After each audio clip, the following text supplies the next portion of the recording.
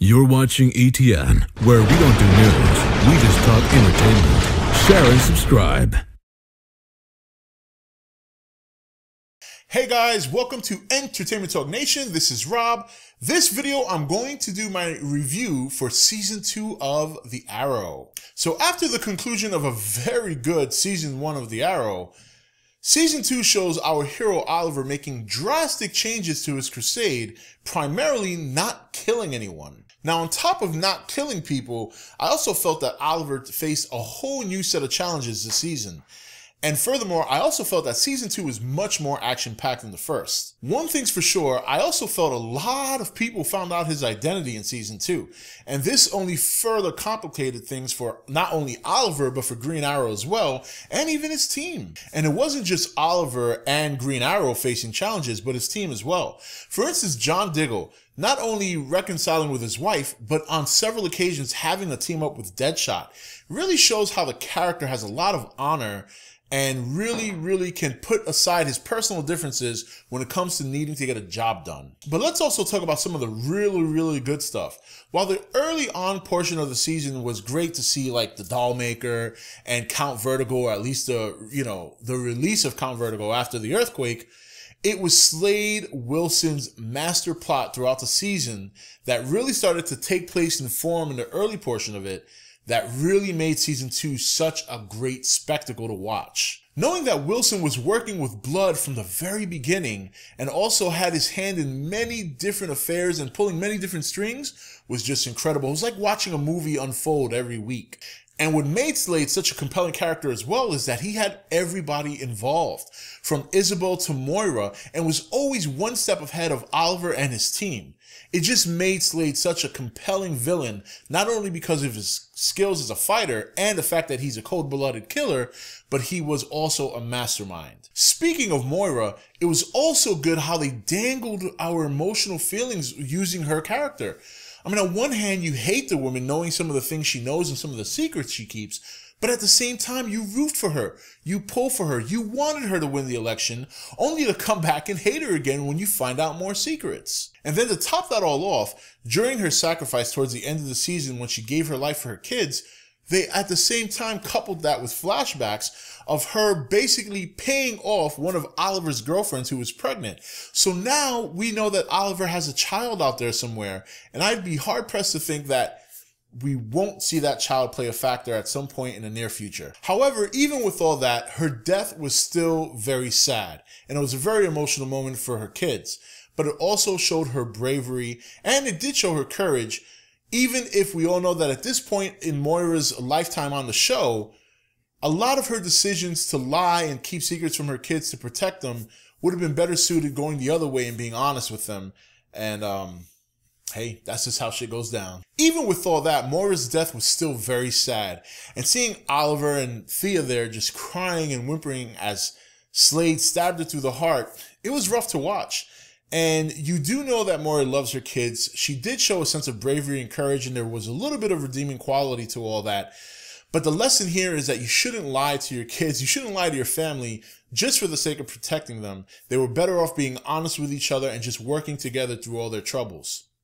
Hopefully it's a lesson to be learned by the remaining Queen family. Now, moving on from that, eventually Oliver would have to team himself up with some undesirables in Nyssa and the League of Assassins. And while Ra's al Ghul's daughter made an appearance earlier in the season, showing to be Sarah's lover of the past, she would play a key role in the salvation of Starling City. And speaking of Sarah, it wasn't a huge surprise for me that it was her in the very early part of the show behind the mask.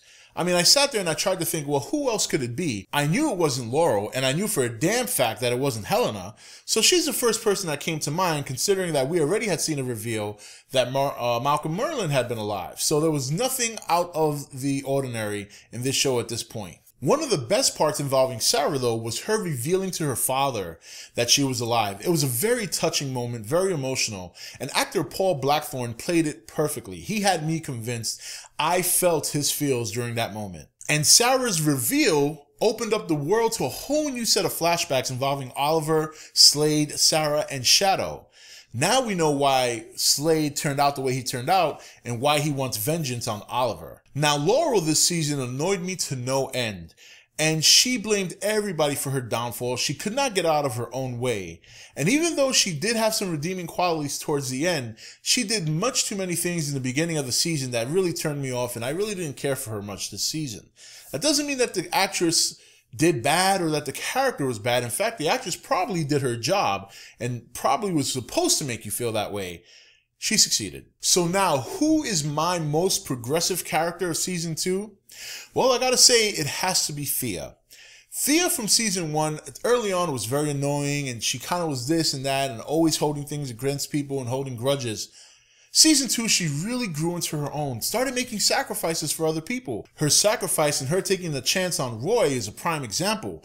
Running the club, really growing into her own, and really finding a place of peace before everything being shattered, not only with the death of her mother, but the revelation of who her father was.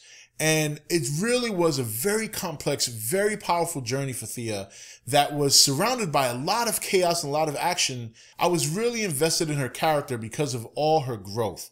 From saving Roy and really developing Roy into a better person and helping him, to running Oliver's club and finding a way to forgive her mother while she was in jail.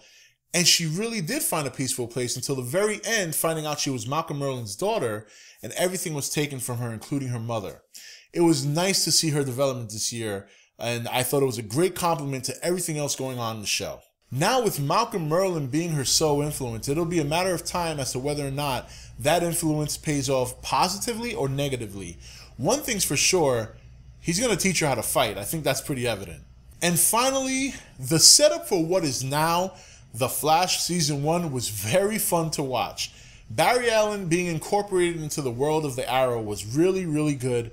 And I liked the fact that he was in there and he was a lot, really geeky. In fact, I noticed that him in this show versus him in this Flash now, there's a sizable difference in this physique. He looked a lot more scrawnier in the Arrow than he does now in the Flash. And while he's not brolic by any means necessary, he has gained considerable weight compared to what he looked like on the Arrow, at least to me.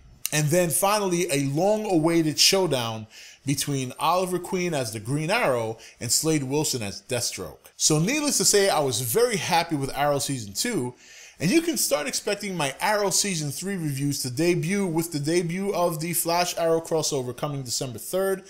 I am now completely done with Arrow Season 3 in terms of catching up to where they left off. And it's going to be fun to watch going forward, and definitely sharing this with you guys and seeing what you guys think. And yeah, it's going to be a lot of fun. Anyway, guys, this is Rob signing off for E.T.N, where we don't do news, we just talk entertainment. Take it easy.